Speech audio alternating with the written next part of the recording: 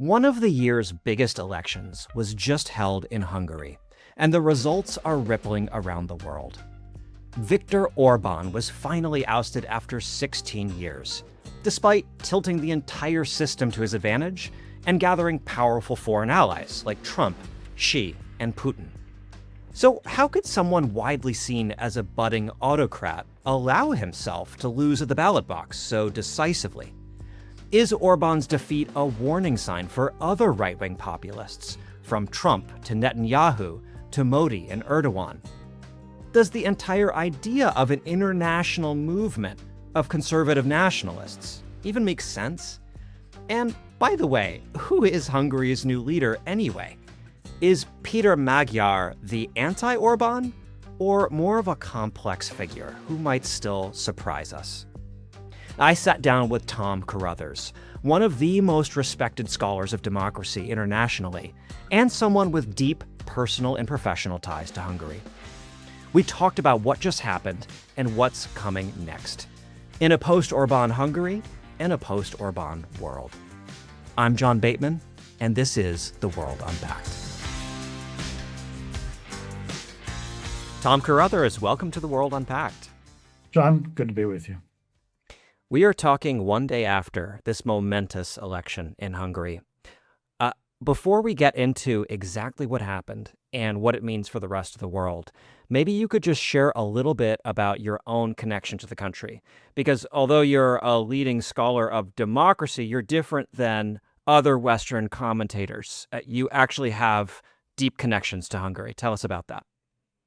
Yeah, I study a lot of countries, John, but Hungary isn't just another country to me. I first went there 45 years ago in my 20s as part of some trips to Eastern Europe at the time. Then I started going back in the late 1990s and got pretty deeply involved in a series of things there, including teaching at Central European University. And I went to the country 40 or 50 times over a period of 15 years or so, ended up marrying a Hungarian woman and spending really a lot of time there, buying an apartment there. And we spend a good 2 months every year. And during the pandemic, spent a couple of years there. So I have a pretty close connection to the country. I have a daughter who's currently in public school there in Hungary, doing the second half of seventh grade. And my wife's living there, and I spent the last 2 months there, and I'll be going back for much of the summer. So it's not just another country to me. That's a great platform from which we can explore both the big picture issues of the state and future of democracy in places like Hungary and other places where right-wing populists have come to power. But also, I want to draw on the texture that you bring to this conversation, kind of at the street level and at the personal level. So let's just start with the election that just happened. Undoubtedly one of the most globally significant elections that we're going to have this year. What happened in this election? What was significant about it? What surprised you about it, if anything? Viktor Orbán and his Fidesz party have been running Hungary for 16 years. Elected in 2010, they made a hard right turn, putting forward a really, Europe's first hard right agenda in a governing party, and ran the country that way for 16 years, using a supermajority they had gained in the 2010 election in the legislature to be able to rewrite the Constitution without any public consultation, rewrite a whole series of fundamental laws, create alternative governance structures that are quite anti-democratic, extreme gerrymandering, etc. So they've been driving a hard right agenda and an anti-democratic agenda. And so their loss after 16 years of this is a watershed for the far right in Europe. And I think it has some implications, which I suspect we'll talk about for the Trump folks as well. Did this election result surprise you? I mean, I know in the last few days and weeks, as an American who follows global affairs, I've started to hear inklings of interest in this election in the sense that Orbán could lose. Did you think that he would lose with the landslide that that happened, and the supermajority for the opposition party, the quick concession by Orbán? Is that what you expected? Over the last 6 months, the signs began growing day by day, John, in Hungary that something big was afoot. You began seeing it all the little kinds of ways. our cleaning lady who cleans our apartment there, a loyal Fidesz voter, a typical working class Fidesz voter who doesn't really have an ideological agenda, but Fidesz was safe. She always used to say, things are fine here. It's not perfect, but I know these guys. I'm going to keep voting for them. Drove my wife crazy election after election. Suddenly, a month or so ago, my wife got up her nerve and said, "What are your plans for the election?" She goes, "I want to vote for the other guy." My wife was flabbergasted.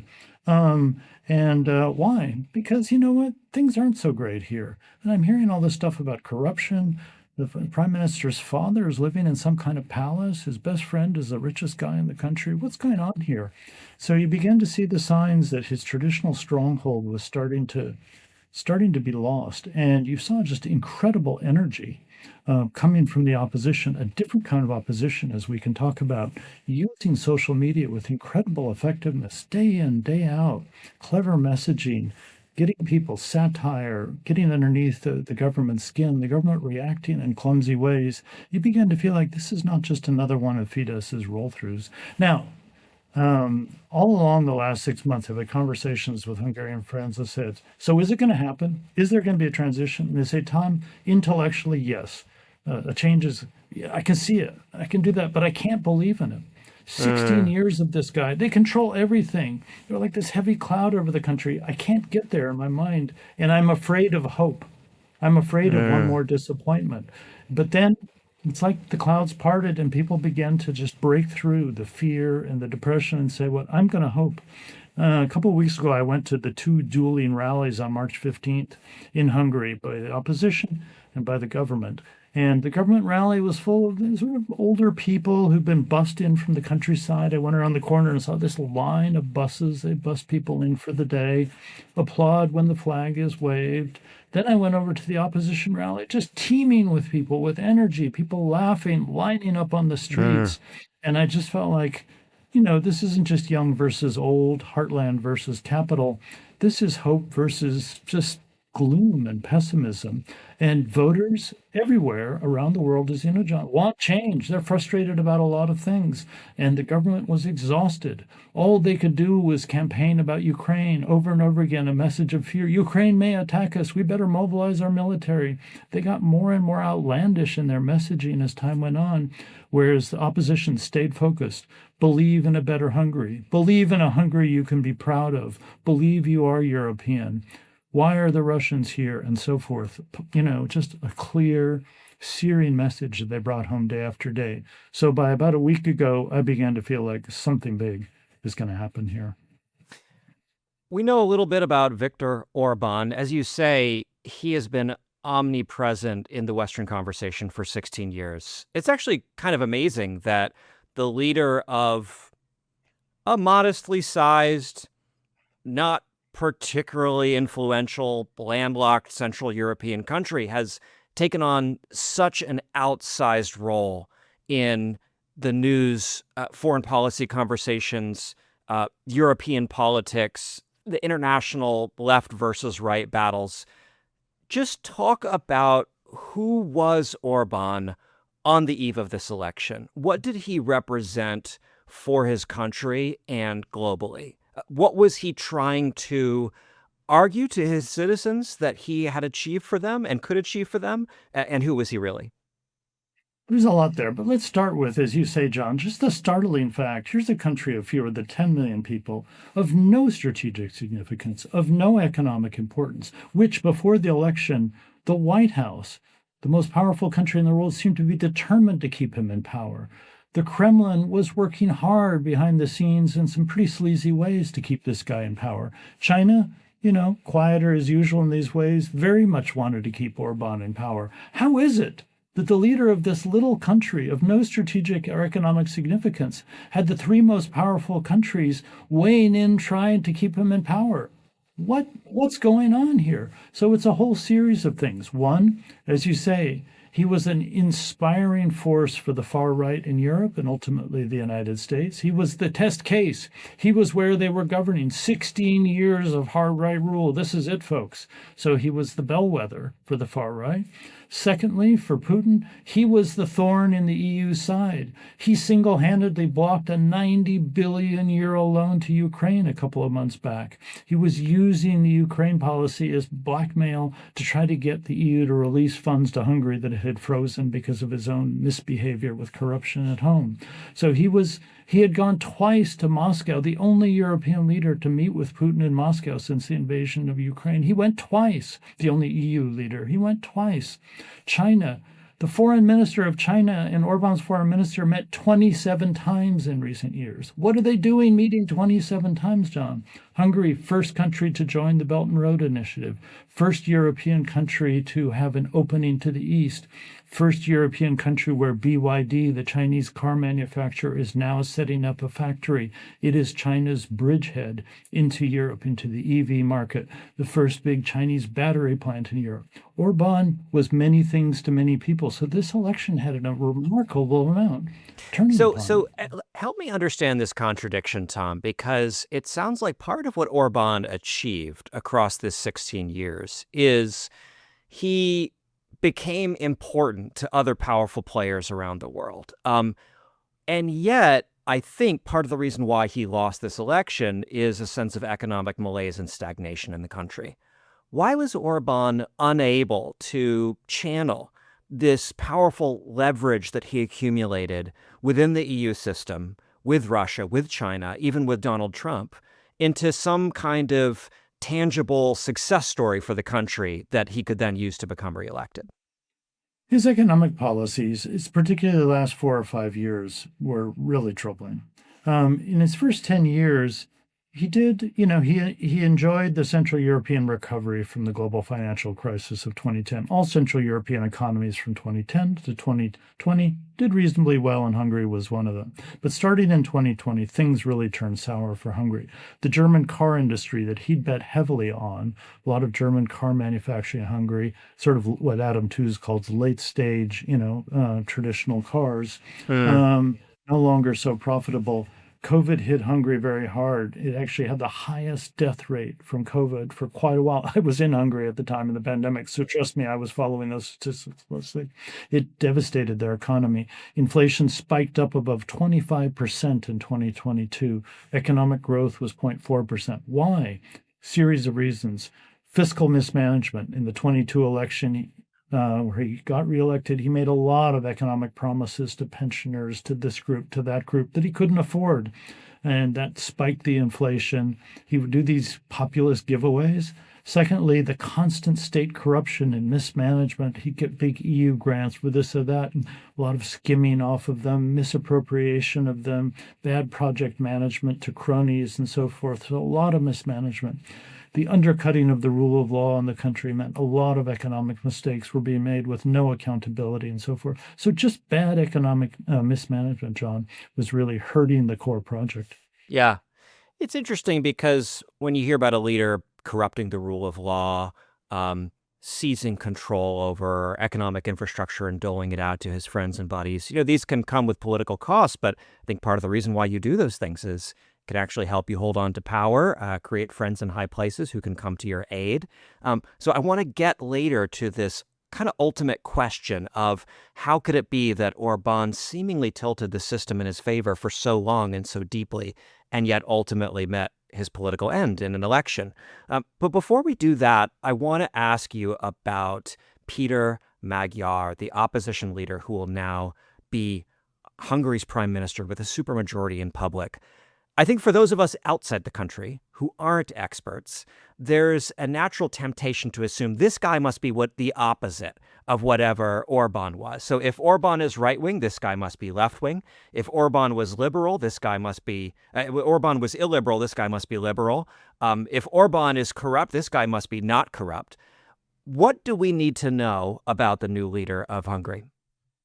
What you just described would be exactly the wrong way to try to understand Peter Magyar.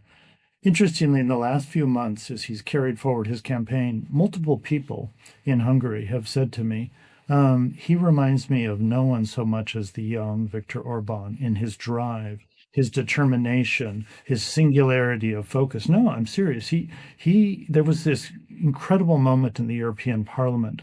He's been in the European Parliament since he was elected there in 2024 when Orban came to give a speech, and Orban was sitting at a desk, and Peter went over to him, and just held out his hand.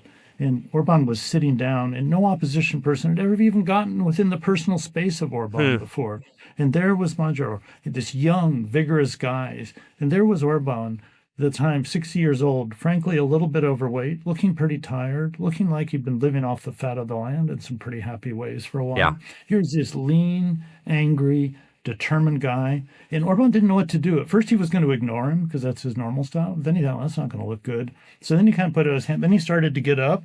But Magyar was sort of leaning over him, kind of like, Victor, goodbye. And that moment was iconic. It was the start of Magyar's campaign. So who is Peter Magyar? Fascinating character. Comes from a political family. A grandfather was on the Supreme Court of the country. His great uncle was president of Hungary not that long ago. So he comes from a political family. He was in the Fidesz machine. He was a young activist in the Fidesz machine, served in various state level or sort of medium level jobs, typical Fidesz functionary, married a woman, Judith Varga, who's a rising Fidesz star. She became justice minister. And so they were, a power couple, her more than him, actually. Nobody really knew him. But then, critical moment, Fidesz machine makes his wife take the hit for a sleazy pardon that was given to a child sex abuser, a friend of some Fidesz, cronies. Yeah. They pardoned this guy. She took the hit. They made her resign. And Peter Magyar snapped at how his wife, in fact, they were actually getting divorced at the time, but how his ex-wife was being treated by the Fidesz machine. Something happened to him psychologically. He was like so angry that this machine that he was part of, he knew how it operated. He said, how dare they do this to my wife? And he sat down soon thereafter for this long video on the main online video site and just said, this is what this system really is. And he just laid it out there with this kind of controlled anger. And he said, and I'm going to do something about it like nobody else has. And this video, talk about viral videos, John. This video, within a very short time, in a country of under 10 million people, 2.5 million views of this video. Basically, probably half of all the adults in the country saw this video in the first month. Imagine a video in the United States with 100 to 150 million views, an hour-long political video of a guy just talking. It just crystallized this moment. The system was rotting and somebody spoke up. And then the government just came down on him like a ton of bricks, one smear after another. And he just deflected them with incredible agility. And, so they showed some papers that he had signed when he was in one position that implied some corruption. He said, yeah, I probably was corrupt because I was part of the machine. The machine is corrupt. Everybody in it is corrupt. Trust me, I know. They blackmailed somebody. They made some hidden cameras in a hotel room and him having sex. And he said, guess what? I like having sex. Why is that odd for people in the government? What does that say about them? He just had this way of deflecting things on social media. And it was a campaign in a state-dominated media. He ran the campaign on Facebook. It was entirely on Facebook and Instagram. Every day, social media videos. He'd walk into a hospital waiting room. All these people sitting there in a terrible hospital, endlessly waiting for doctors who are no longer there because they've gone to Austria to make better money. And he'd say, here I am. Hey, how long have you been sitting here in this waiting room? That's terrible. That stinks. Or he'd go to an elevator that's not working and stand in the elevator and go, why doesn't this elevator work? Why does nothing work in this country? Every day, people love these videos. Yeah. And the government will respond with statistics about elevator maintenance, and it's just like he had them. And he just had them around the throat by a message of, you are failing this country. As an American, I can't help but analogize to, more familiar politicians. There's an element of style that reminds me of Zoran Mamdani, someone who's showing up with a kind of raw political talent, an ability to cut through the noise with a perceived authenticity, and a mastery of new media. video and the politics of performance, showing up somewhere. I think he did like a walk, like all the way across the country, which is actually something Mamdani did. Now, my impression is the politics of the two men, are very, very different. Who is Magyar in terms of the ideals that he represents? And, is there any kind of cleavage between what this newly unified opposition movement expects of him and sort of hopes that he will be as a governing leader of the country, versus maybe some of the principles and connections that he's actually formed in his past?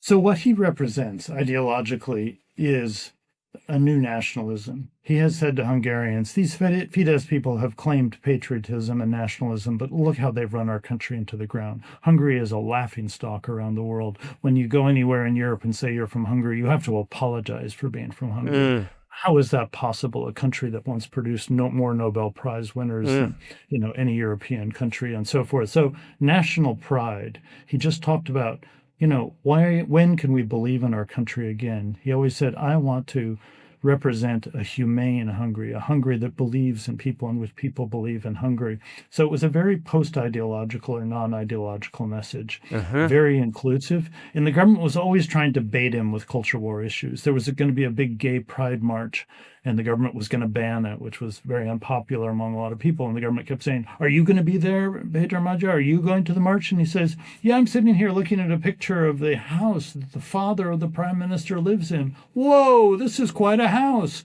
I wonder how he afforded it. And they said, well, what about the march? He goes, I'm talking about things people care about. Why do you keep talking about gay people? And then he just wouldn't take the bait. He wouldn't go there on the culture war issues.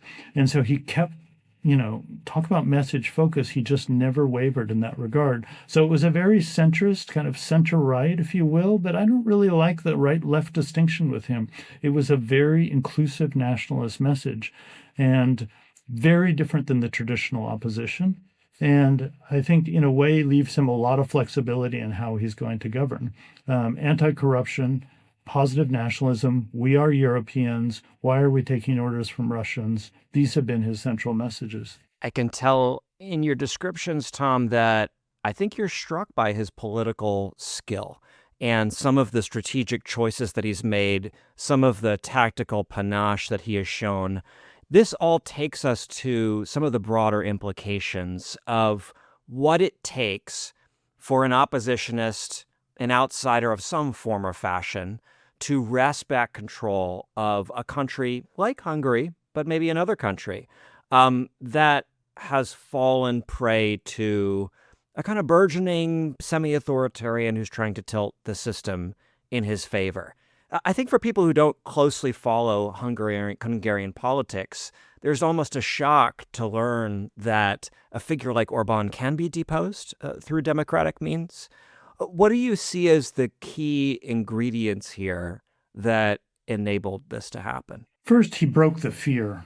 He put himself out there and said, I'm going to do this. And essentially, he didn't say it in so many words, go ahead and stop me.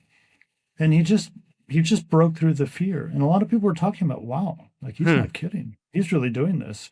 And he would just walk out there, unguarded, and just walk around towns. He visited 700 different towns and villages. And what were people afraid of? I mean, you talk about political fear within a country like Hungary. What they would were that not mean? fear. They weren't afraid of being, taken away in the middle of the night. They weren't afraid of being beaten up. Hungary was within the European Union, but they were afraid of, you're going to lose your job. Oh, your sister has a nice job with the state electrical company. Too bad she might lose it. What did you say again? Oh, your kid wants to go to this university. We're going to have to review that carefully. The system would squeeze people, and it had ways of leveraging people and making people within the system. That's when he said, when his wife took the hit for the pardon, he says, this is what they do to people. They squeeze them, and then they punish them if they don't do what they want. And many, many people had these experiences. They knew what he was talking about. And so breaking this fear was critical. Then second, a broad message of saying, I'm not the traditional opposition. I'm different.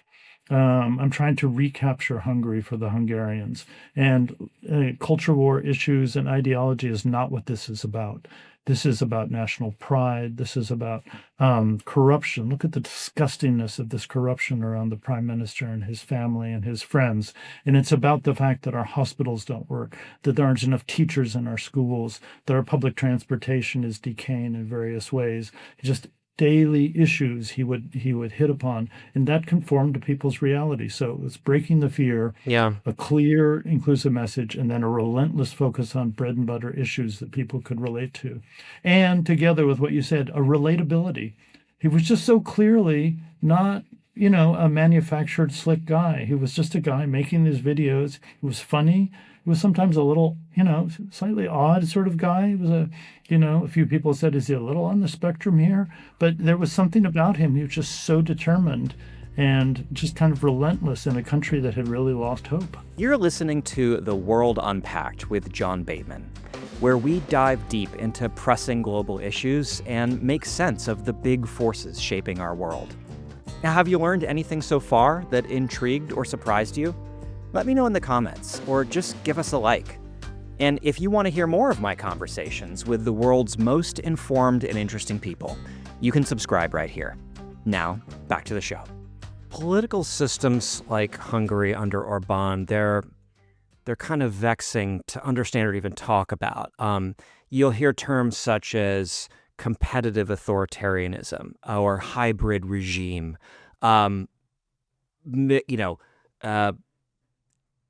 sort of unfree democracy or kind of failing democracy, backsliding, all of these terms that are attempting to capture the idea that formally it's a democracy, substantively it doesn't feel quite fair, the deck has been stacked in some way. It's kind of in this middle category. Help us understand what were the characteristics specifically in Hungary that made this work? What were the tools that Orban developed to tilt the system in his balance, just concrete things that he did? And what were the limits, the things that he would be unwilling to do that you might see in a more authoritarian regime? Here were 4 or 5 foundational elements of Hungary's, very constrained democracy, or electoral autocracy, as political scientists like to call it. First, tremendous control of media. He had control of, television, radio, and controlled the media space. Secondly, he'd undercut judicial independence in the judiciary through a whole series of means and had a lot of the judiciary at his beck and call. Third, he was using state resources for partisan purposes at every electoral campaign. He was clearly spending state money on massive, campaign spending on posters and on advertising and, broadcasting and so buying influencers and so forth. So misusing state resources. Fourth, he was controlling a whole series of other cultural institutions. He'd rejiggered the ownership of public universities to exert political control over universities. When you went to the theater directors had all been replaced by Fidesz cronies. My daughter goes to a public school, and it's kind of a nice building that's a little bit shabby, but just, a mile down the road is another public school with a beautiful building. I said to my wife one day, why is that public school so much nicer than our daughter's public school? And she goes, well, you notice that has a Catholic word in its name. It's a Catholic school. And he's using Christian nationalism. If you're a Catholic school, you get a lot more resources. And they know that the director of our school is not so much known as a friend of the government.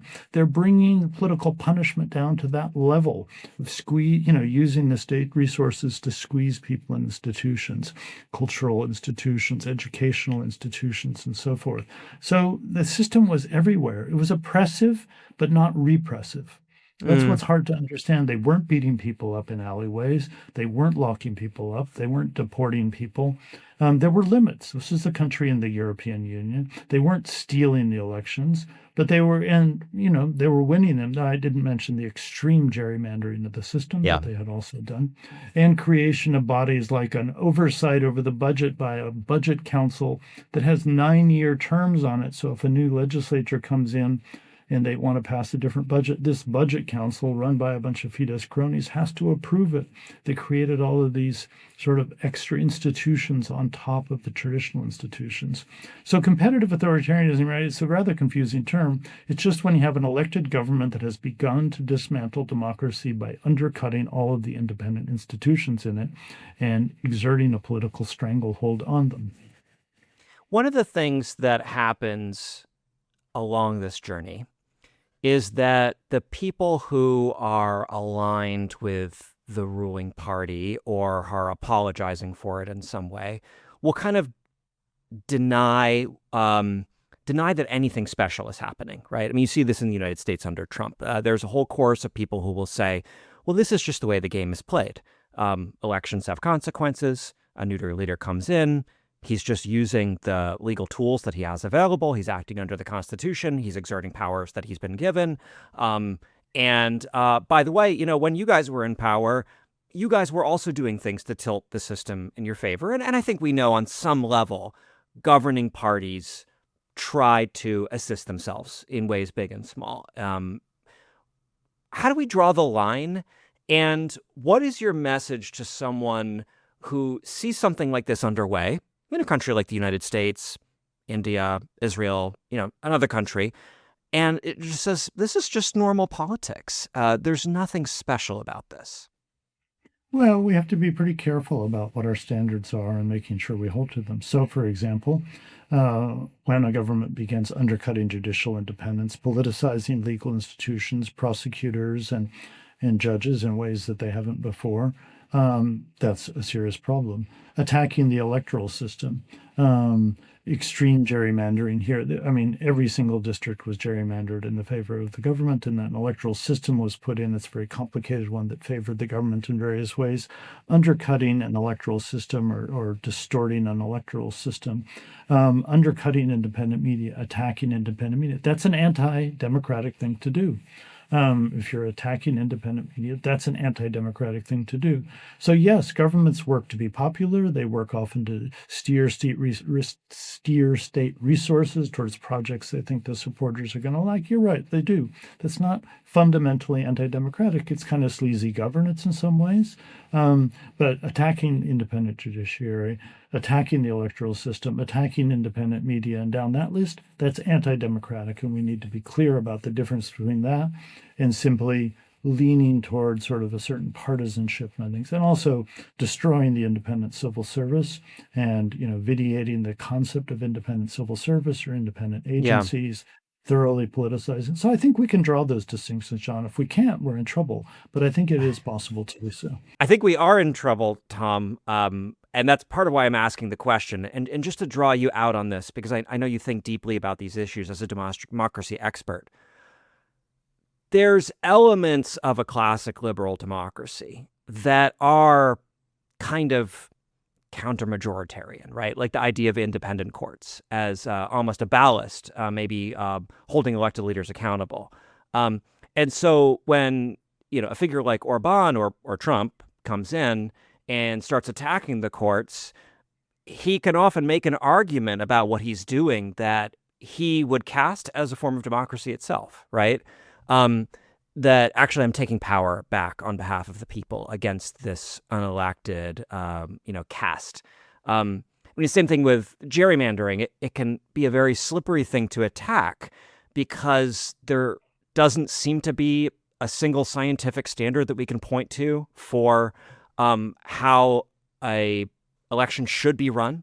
And so this gives a huge amount of kind of gray space in which bad actors can kind of manipulate and slide things around and just say, oh, this is just normal. How can we clearly define the moment where, or do you have a sense of where historically in Hungary the line was crossed, and to come back from that?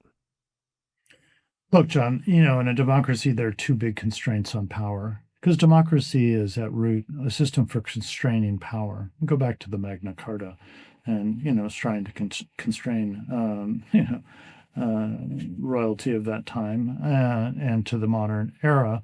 Democracy is the long evolution of constraining power, and you do so in two big ways. One is through law, the concept that law trumps political power, that law is something that everyone has to obey, no matter what their position. And secondly, you do so through the popular will. And if you attack those two things, you come in and say, law is constraining me, that's anti-democratic. No, that's wrong. Law is a fundamental element of liberal democracy. And if you start to say, I don't like that judge's decision, he's an idiot, let's not listen to him and just do what we want anyway, you are not respecting the idea that law constrains power in a democracy. You are not democratic. And secondly, if you begin constraining elections and saying, I did not, it shouldn't be so easy for people to vote. Why is it so easy for people to vote? I'm sure people are cheating. Let's make it a little bit harder to vote. Or let's create systems where individual votes don't really all matter equally, and these people voters, I carefully designed it so these people's vote counts for a lot more than those people vote. Or I deny that outcome, and I'm sure there was fraud, and we should overturn that. If you deny popular will, you're anti-democratic. Those are the two big constraints, and so that's what illiberal strongmen, when elected to power, try to do. They go after the courts. They turn prosecutors into partisan actors, and they begin to go after the popular will by constraining elections, making it hard to run against them, using state resources to overweight the election in their favor, undercutting independent media where those people can be heard. So you can trace everything back to those two big things, John. If you don't respect law as a constraint on power, and if you're beginning to manipulate the system so the popular will is not exercised, you are anti-democratic. And that's what they're doing in so many countries around the world. You use the term liberal democracy. Orbán famously described his vision for Hungary as illiberal democracy. I was struck by the brazenness of that. The idea that he seemed to be articulating a vision for a different type of democracy that would be taking on all of the sacred cows that you just identified, Tom. And what kind of role did Orbán come to play in the kind of international movement of right-wing populists? We know that figures in America and other countries would travel to Hungary, do media hits there, seem to take it as some form of an inspiration. Could you explain that? Well, he came to power and then he began to win elections, 2014, 2018, 2022. So first, he was the first hard right leader to come to power and stay in for a sustained amount of time and win multiple elections. So people said he must have the formula. Now, the formula was, undercut the electoral system, undercut the judiciary, use state resources, undercut the media. And so the recipe was anti-democratic. But he always explained it, said, no, my immigration policies are so popular. It's like Putin always saying, I'm so popular. Well, if you're so popular, why do you have to beat everyone on the head who dares voice a word of opposition to you? Apparently, you're a little bit more insecure than you claim to be. So he was always saying he was so popular, but he had all of the cards and he was playing them all the time.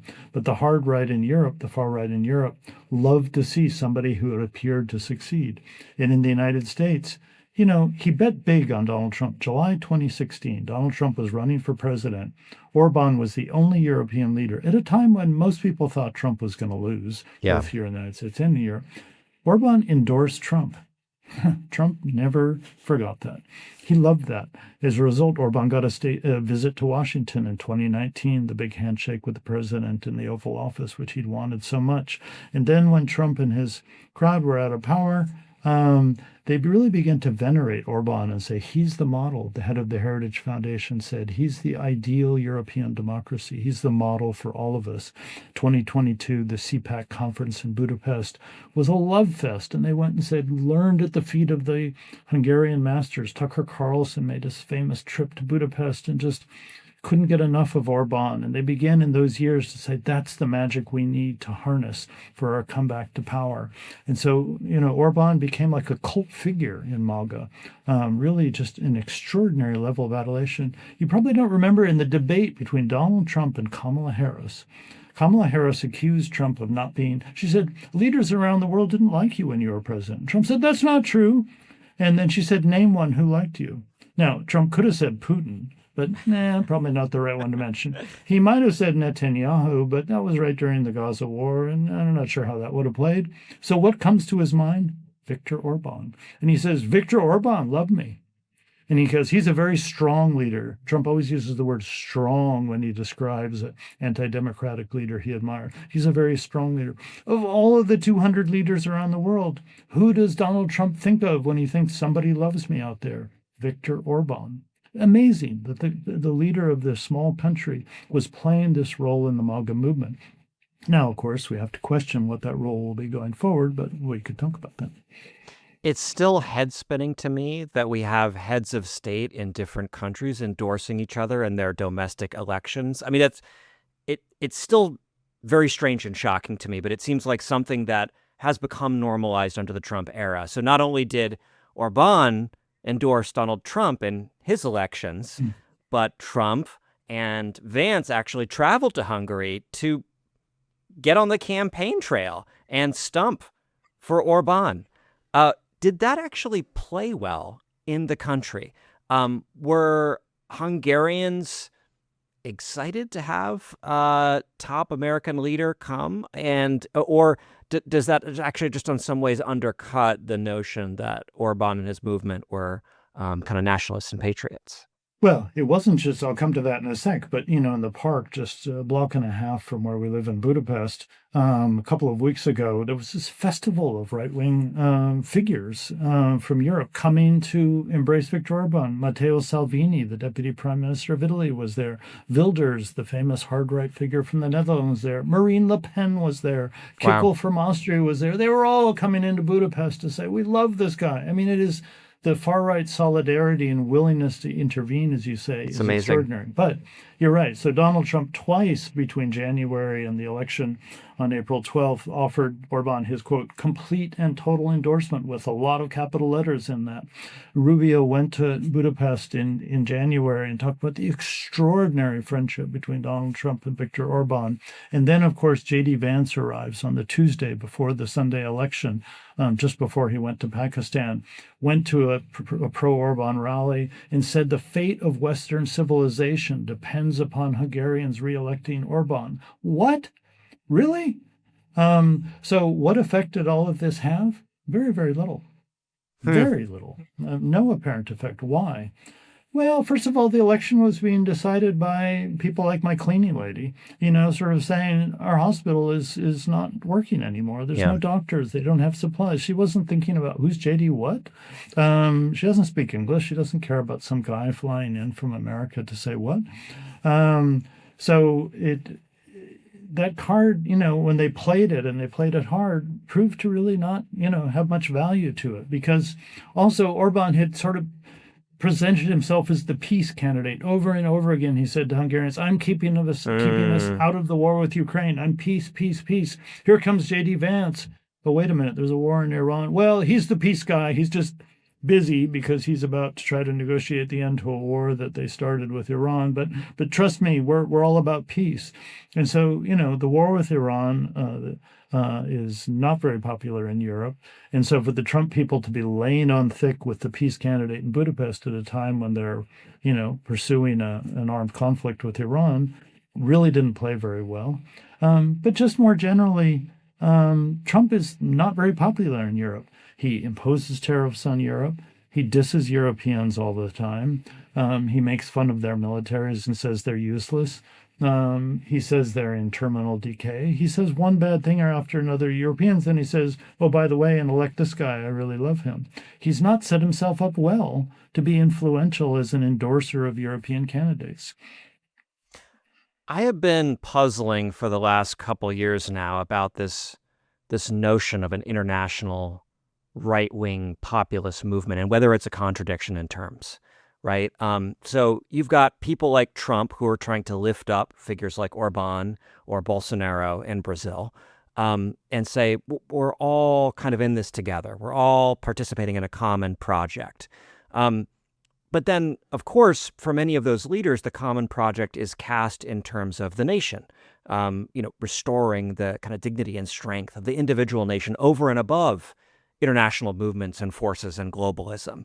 So there seems to be almost a kind of globalistic nationalism or a nationalistic globalism that is kind of perplexing and I think is maybe maybe hard to take to voters? Or do people kind of ultimately see the contradiction in that someone like Orban is saying this is all about Hungary and its interest and national pride, and yet we're inviting these foreign leaders from every country under the sun to come and, kind of influence the election? They try to square that circle in two ways, John. First, by saying we have a common enemy. It's the globalists. Those globalists, whoever they are, we're the globalists. We're against them. And so first they try to say we have a common enemy that unites us. And second, they say that it's every country for itself. It's dog eat dog out there. This is the age of nationalism. We all get that about each other, and we all respect that with each other. When Rubio was at his press conference in Budapest in January, he has asked a question and said, how do you feel about the fact that Orban is, pretty friendly with Russia and pretty friendly with China? Which is a bit uncomfortable. It was a bit puzzling. Why is Trump's best friend in Europe Russia's best friend in Europe and China's best friend in Europe? And Rubio said, well, we expect every country to pursue its own interests. That's what we're about too. In other words, it's all America first, Hungary first, France under, Marine Le Pen and, the far right there. They would say that we're all in it together, pursuing our nationalism in our own individual ways. So that's how they try to square the circle. Common enemy, common platform nationalism. But it is uncomfortable. It's very uncomfortable because it's a weird kind of solidarity. I don't want to draw this historical analogy in any too precise of a way because it sounds inflammatory. But if you think back to the fascist axis in the 20s and 30s of Italy, Japan, and Germany, it was an uncomfortable axis because they were each movements of national supremacy and national conquest, butting up. But, Japan was far off there and so didn't threaten Hitler's imagined empire. Italy didn't because they seemed pretty useless to Germany. They didn't expect their attention was turned more to the south anyway with Ethiopia or wherever. But it wasn't really, a match made in heaven among those three leaders because they were each, I'm not saying that the far right of today are fascists. Many of them are not. There's some fascist elements at the extreme edges of that movement, so I'm not making that analogy. But I'm saying uber nationalists do have trouble forming into kind of real alliances in that sense. Yeah, and you can go through these sort of rhetorical gambits to try to kind of soften the contradiction. Or you could go back to the axis of World War II and say, at least by the end of the war, none of those countries were really democratic anyway, and so they didn't need to really justify this to anyone. But if we're talking about these kind of hybrid regimes or, competitive autocracies, you do kind of need to justify it to the voters a little bit. And there just does seem to be something curious about a Rubio or J.D. Vance, for example, lifting up the AfD in Germany and saying we're all part of this common project against the globalist.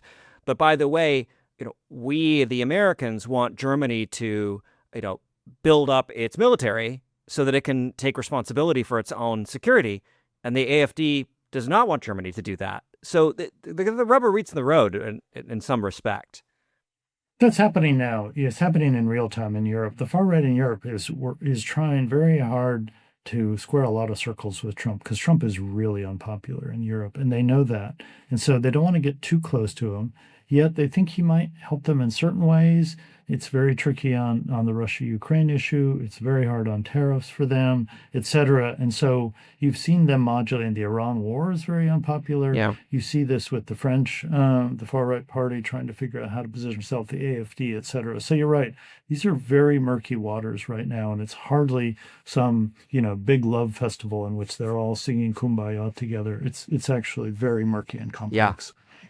I think this brings us back to where we started the conversation, and I asked you, why do we spend so much time talking about Hungary anyway? It's such a relatively insignificant country. And your answer, which I think is spot on, is, it is part of a vanguard of other political forces that we see elsewhere in the world and in more significant countries. And so it's a bit of a test bed.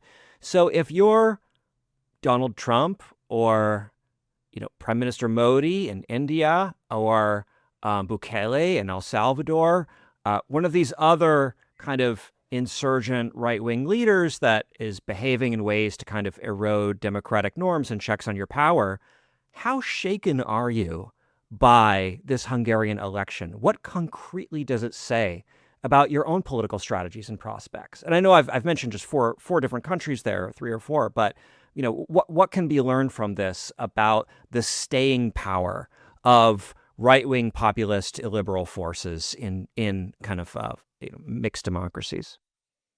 Well, I think the main message for these leaders is that those who are relying upon essentially culture war bluster as a way of mesmerizing the population and saying, love me because I'm keeping these people out of the country, or I'm not allowing transgender kids to compete in this sport, or I'm making sure that women are women or men are men. That these things are not enough to sustain a governing project over the long term. Voters are going to look at their economic performance. Guess what? We've known this for decades in democracies, and it's coming home to roost hard in Hungary.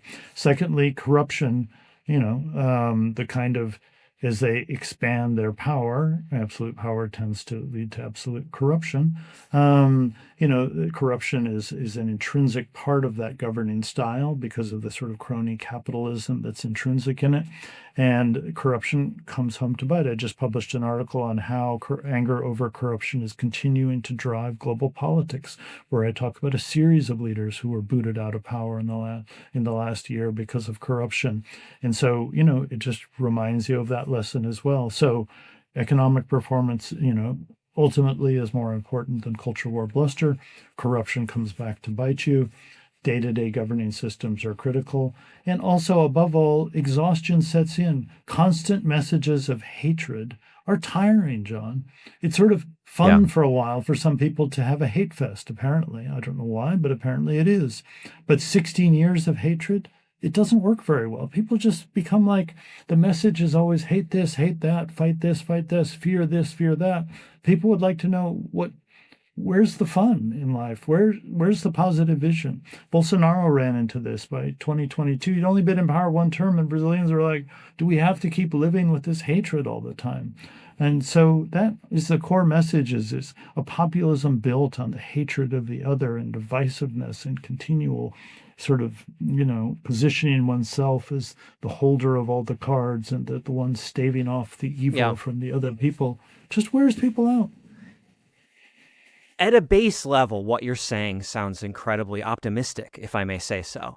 I think people. Well, there's a lot of damage along the way, John. You can do a heck of a lot of damage along the way. Pull me back from the brink of optimism. What I was going to say is, I think a lot of people in the last decade or two have lost faith in liberal democracy, in the sense that it, in some countries, in some contexts, no longer seems like there's a kind of core connectivity between the material interests of voters and kind of who wins and who is able to stay in power. What I'm hearing from you, Tom, is that on some level, the system can only become so disconnected from the people and their interest for so long, unless you go full-blown autocratic, that if you allow the country to descend into economic malaise and a kind of corrupt chaos, that will catch up with you, that there's a kind of clock ticking on all of the different manners in which you could try to kind of keep the people at bay. Is that fair, or am I overstating the case? I think that's right. And what happens, John, with these competitive authoritarian regimes is some of them, faced with reality biting back hard, start to repress. Yes. And move down a road of repression. Like Georgia, they began just repressing, faced with an election they basically lost. They just turn on the repression, start beating people over the head, detaining them. That Belarus goes from being somewhat competitive authoritarian down the road into closed autocracy. Russia used to have some space in Russian society. Tighten all those screws because people are getting unhappy. And so unfortunately, in many of the countries, it's just increased repression. Hungary was unusual in that you had a hard right regime in a context, the European Union, where there were still some standards and norms that he didn't really dare cross. If he'd started killing people in the middle of the night, he might have been kicked out of the European Union, and he couldn't survive without EU structural funds economically. Hungary is owed 30 billion euros in EU funds. You might think, well, it's some money. If that were the U.S. economy, that's well over $1 trillion. Hungary needs that money. And so the choice of many competitive authoritarian leaders, unfortunately, is repress. And that's what we're seeing, the tightening of the screws in many authoritarian contexts. Why has China become more autocratic in recent years? Because she knows he needs to just really push all dissent off the stage. Why has Russia, why did Iran kill all of those protesters? Yeah. That's unfortunately the reality. But fortunately, there's some countries where that just isn't done or not done enough. Whether it's Senegal, where they're able to push back against this, Zambia, where they kicked out a pretty bad leader, Poland and Hungary and some others.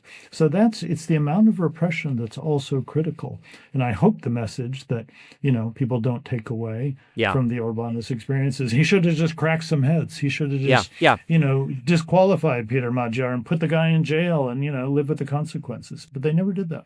Yeah, it sounds like, when you get into this middle space in between democracy and autocracy, at some point you may approach a tipping point where you need to choose which side you're going to be on when your regime or ruling party is under pressure. Do you stay still on the kind of democratic side of, right.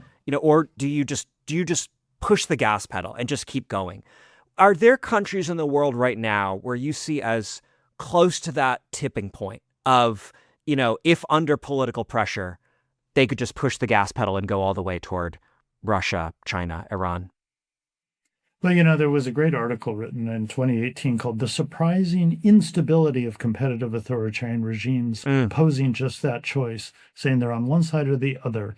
They either go down the full authoritarian road or they just liberalize when reality bites back against leaders. Actually written by Carothers, not this one, by a guy named Christopher Carothers, who happens to be my son, who I inherited the the genes of comparative politics. Great article in the Journal of Democracy, and talks about this fact that competitive authoritarian regimes are not as stable as we might think they are. They tend to veer down one road or the other.